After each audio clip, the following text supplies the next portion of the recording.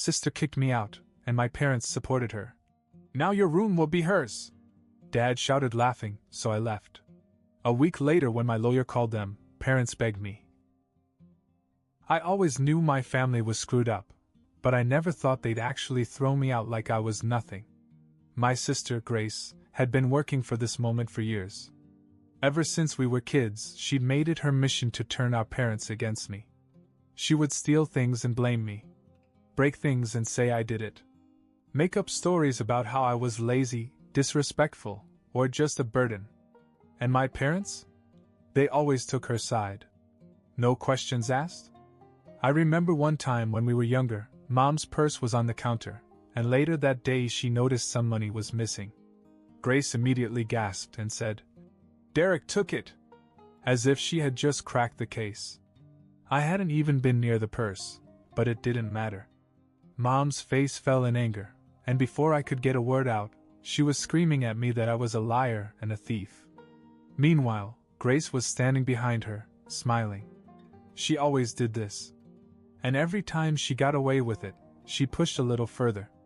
First, she tried to convince them to throw me out by lying about me. Saying that I was disrespectful, that I never helped around the house, that I stole from them. But even though they acted like they believed her, they never actually made me leave. Not until she just asked.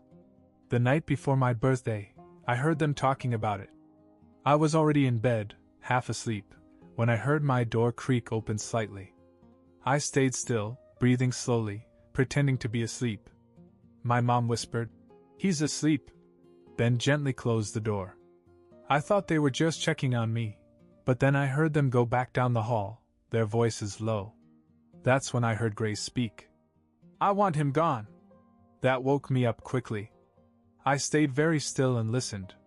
"He bothers me and I'm tired of it," she continued. "I don't want to live with him anymore. I don't see why I have to share a wall with him. I want his room. I want him out." Dad barely hesitated. "Then tell him to leave. We'll support you." That was all it took. No discussion, no worries about where I'd go. Just a simple agreement, as if getting rid of me was as easy as deciding what to have for dinner. Then my mother laughed. "Your room is finally going to be bigger. We can knock down the wall and connect it. You deserve it." My stomach felt like it had dropped out of my body.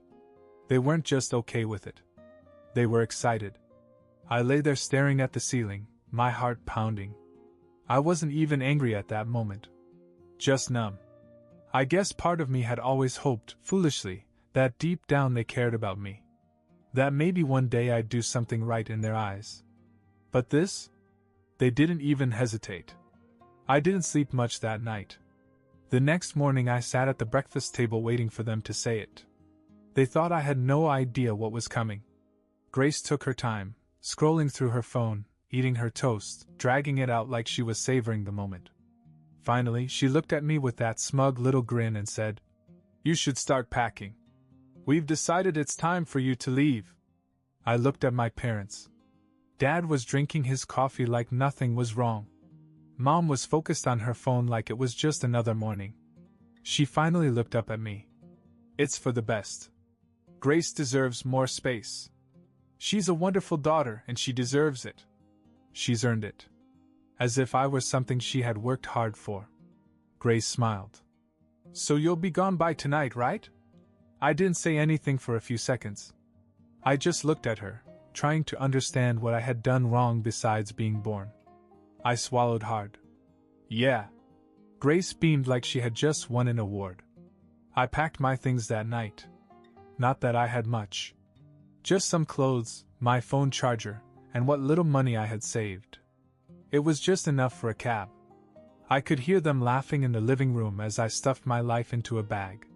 When I stepped outside, I didn't even get a goodbye. Dad just slammed the door behind me. I stood there for a second, staring at the house I grew up in, then I turned and walked away. I knew exactly where I was going. To Grandma and Grandpa's house.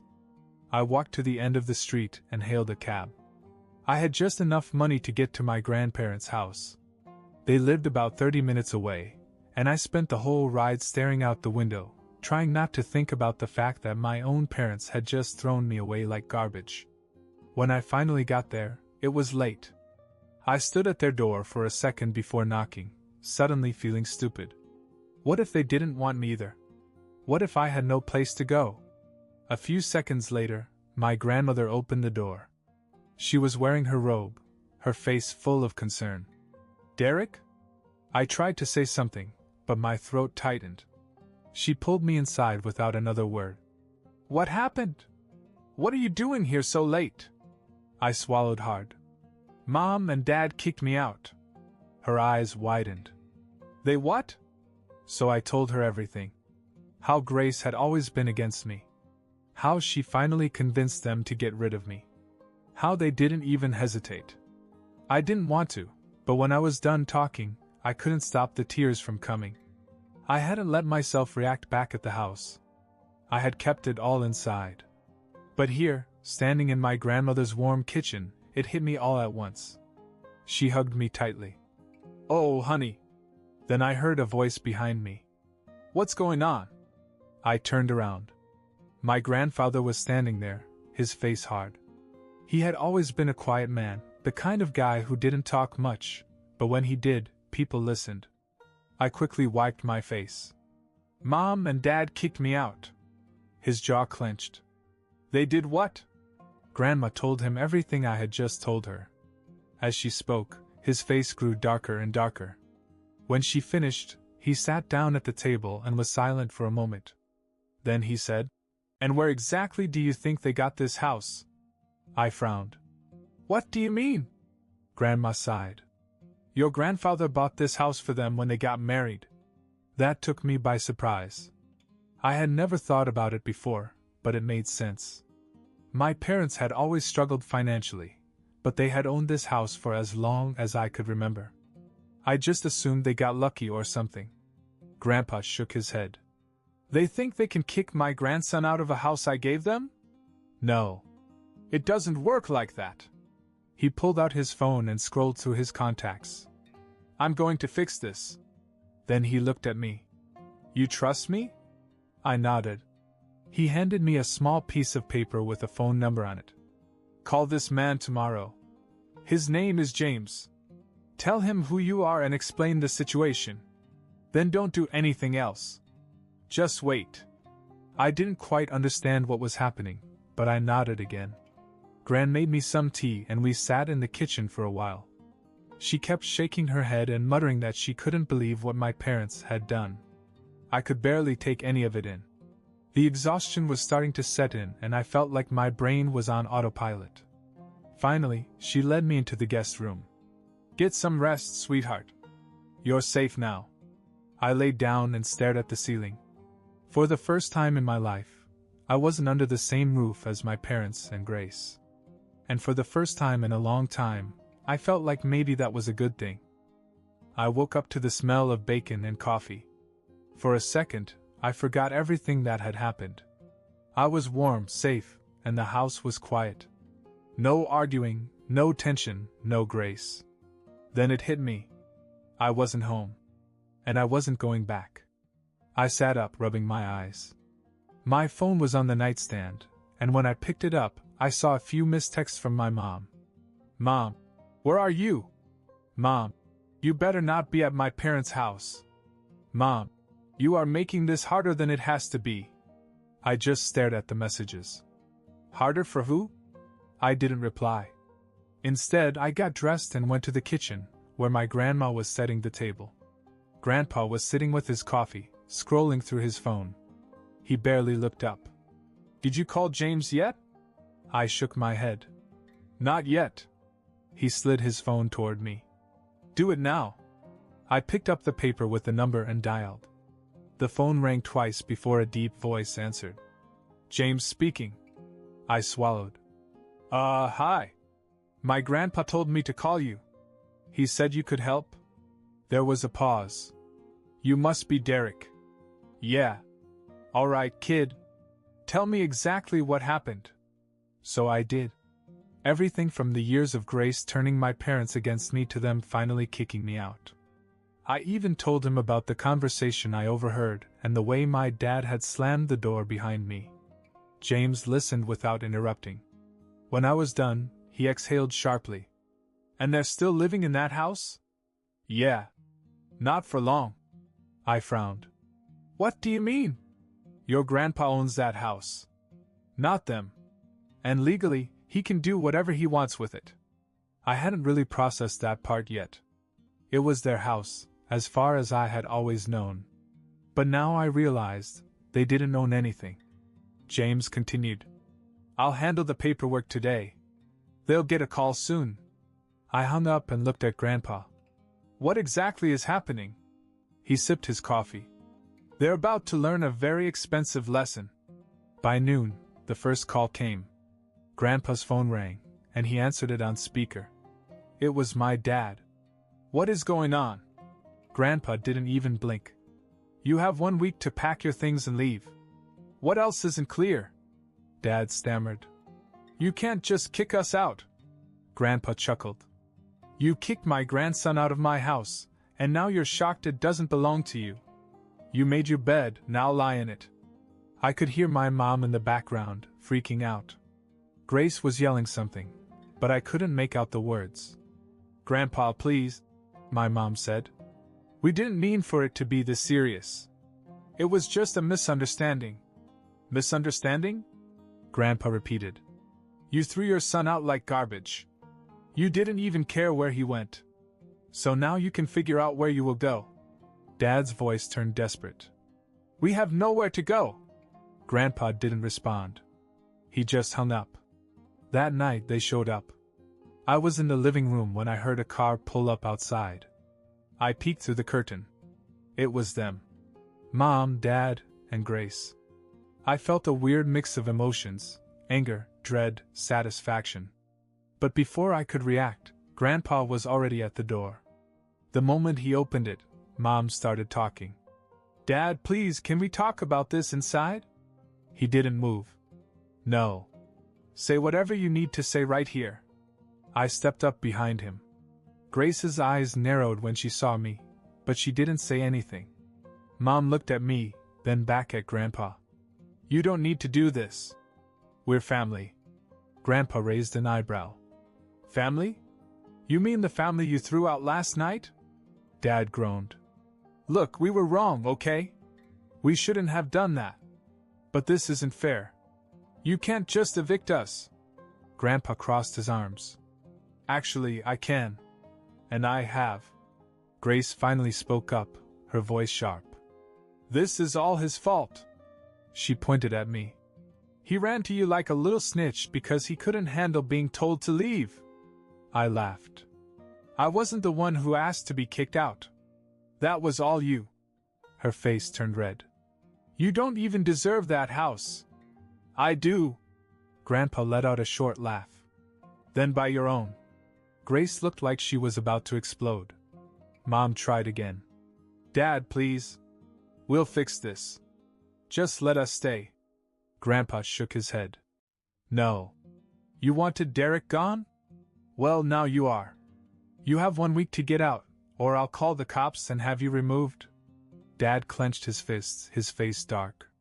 For a second, I thought he was going to try something, but then he exhaled sharply. Fine. They turned and walked back to their car. Just before getting in, Grace spun around and glared at me. You'll pay for this. I didn't say anything. I just watched them drive away. Grandpa shut the door and sighed. Well, that was fun. I looked at him. Do you think they'll actually leave? He smirked. Oh, they will. And if they try anything stupid, I'll make sure they regret it. I thought that was the end of it. They had a week to move out, and I figured they'd spend that time complaining and trying to guilt-trip Grandpa into changing his mind. I was wrong. Because 2 days later, I woke up to find out my parents had reported me missing. I was in the kitchen eating breakfast when my grandma's phone rang. She answered, and I could tell right away something was off. Yes, this is his grandmother. What do you mean missing? I froze, my spoon halfway to my mouth. Grandpa put down his newspaper. Who is it? Grandma looked at me. It's the police. I nearly choked. She listened for a moment longer, then sighed. Yes, he's here. He's been here since the night they threw him out. A pause. No, he's not in danger. No, we did not kidnap him. He came here on his own. At that point, Grandpa stood up and took the phone from her. Officer, let me make something clear. My own daughter kicked this boy out with nothing but the clothes on his back. He had nowhere to go, so he came to his grandparents' house, which, by the way, I own. Now, if you want to investigate something, maybe start with why they abandoned their son in the first place. The conversation didn't last much longer. Grandpa was calm but firm, and by the end of it, the officer apologized for the confusion and promised to close the case. The second Grandpa hung up, my phone started buzzing. Mom. I ignored it. A minute later, a text came through. Mom, you've made this worse than it needed to be. The cops were just here. Come home and fix this. I laughed out loud. Come home? Were they serious? Grandpa shook his head. They're trying to cover their asses. They probably realize how bad it looks that they kicked you out, and now they're panicking. I thought that was the end of it. I was wrong. Again. That night they broke in. I was lying in bed, scrolling through my phone, when I heard a noise downstairs. At first, I thought maybe Grandma had left a window open or something, but then I heard voices. Low, urgent whispers. I sat up, my heart pounding. Then I heard the sound of the back door unlocking. I jumped up and ran to Grandpa's room, shaking his shoulder. Someone's in the house. His eyes snapped open, and within seconds he was up. He grabbed something from his nightstand, I didn't see what, and motioned for me to stay behind him. We crept down the hallway toward the kitchen, where the sound was coming from. Then we saw them. My parents and Grace. Standing in the dark, right inside the back door. Grace saw me first. Oh, look! The little snitch is awake. Grandpa flicked on the light. What do you think you're doing? Dad didn't even flinch. We came to talk. Through the back door? Grandpa's voice was ice. Mom crossed her arms. You weren't answering our calls. We had no choice. Grandpa scoffed. Breaking and entering was your only option? Dad ignored him and looked at me. Derek, enough. Pack your stuff. You're coming home. I stared at him. You kicked me out. Remember? Mom stepped forward. We made a mistake, okay? We were upset, and we acted too fast. But we've thought about it, and we've decided you can come back. You just have to apologize to Grace. I almost laughed. Apologize for what? Grace smirked. For causing all this drama. I was speechless. Grandpa wasn't. Get out. Dad glared at him.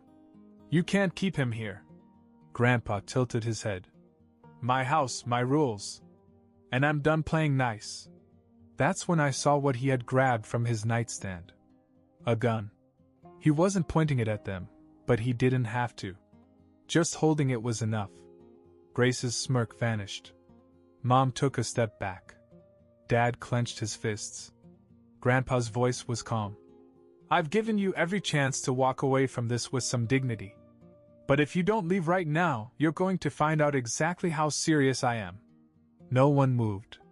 Then Dad exhaled sharply. Fine. They turned and left through the back door. But just before leaving, Grace glanced at me. This isn't over. Then they were gone. Grandpa locked the door behind them, double-checking it. He turned to me. They try something like this again, I'm calling the cops. The next morning, Grandpa called. I was still on edge from what had happened the night before. Every little sound made me jump, and I kept checking the windows as if I expected my parents and Grace to come back. I was sitting at the kitchen table staring at my untouched plate of eggs when Grandpa walked in with his coffee and phone in hand. He didn't even look at me. Time to end this for good. He dialed a number and put the phone on speaker. After a few rings, my father answered. Hello? Grandpa didn't waste any time. You listen to me, and you listen good.